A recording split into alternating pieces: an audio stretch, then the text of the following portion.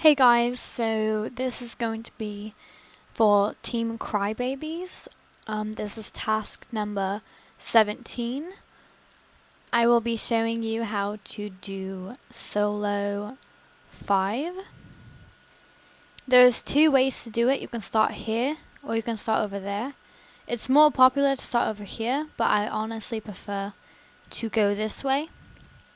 To me, it's a little bit quicker. But if you cannot handle it, you can actually go the other way. You just have to really time it on the right ones and jump in the right location where you don't jump and fall, of course. This part you can wait for it to show up before you jump. Same thing with this part, so that you make sure you don't fall. This part, it actually gives you a hint of where to jump. Green, pink, and yellow. So you basically just follow that. I kind of go my own way at the same time though.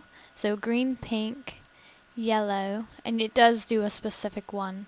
You have to make sure you're jumping at the right one. And then, oh wait, I actually got confused for a second. Okay. So you basically just follow that pattern, but there's other ways you can actually do it. I don't know what's happening, honestly.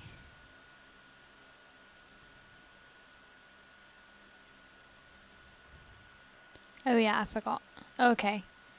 Now, okay. That makes more sense. I don't know what happened. I just kind of had a brain fart for a second. Alright, so that's basically what you do. It is a little bit different from the pattern because there is a shorter way. But that's how I do it.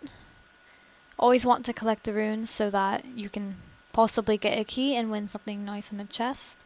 The Trunko Junk chests are very...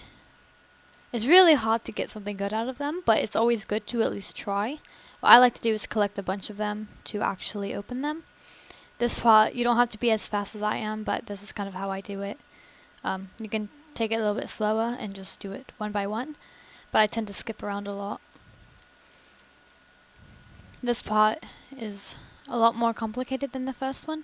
If it's too complicated, you can always go back over there and go down and go collect your chest early, or you can keep going and do the harder ones and hope for a better prize and also better player points that you can sell it for and win. This part you have to wait till it disappears and then you jump.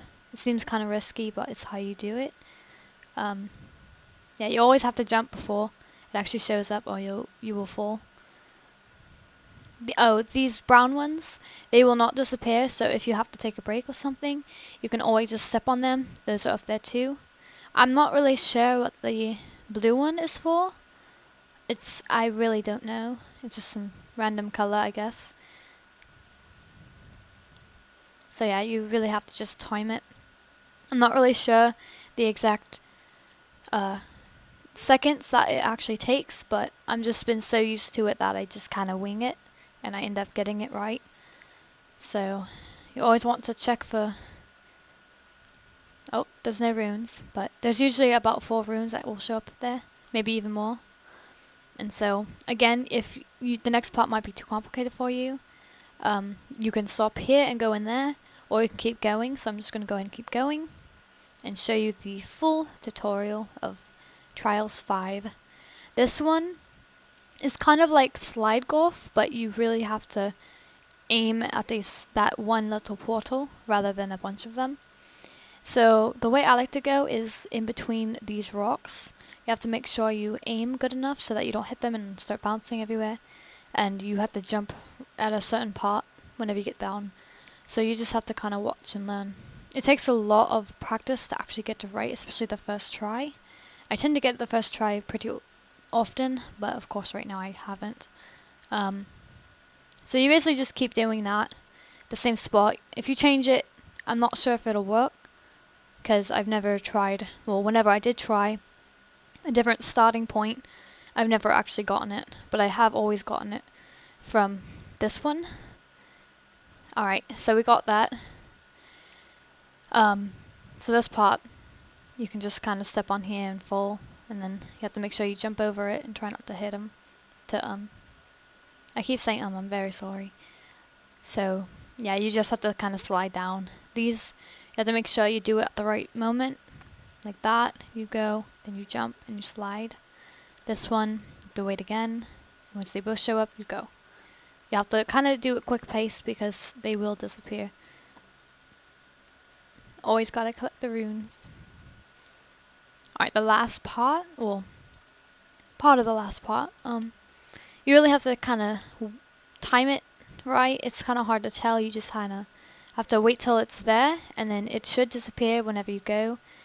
Obviously that didn't work right now, but you just keep doing it whenever it's there, and it should disappear like that, and then you jump, and that ramp will push you over here. So there's sometimes a rune right there that you can collect.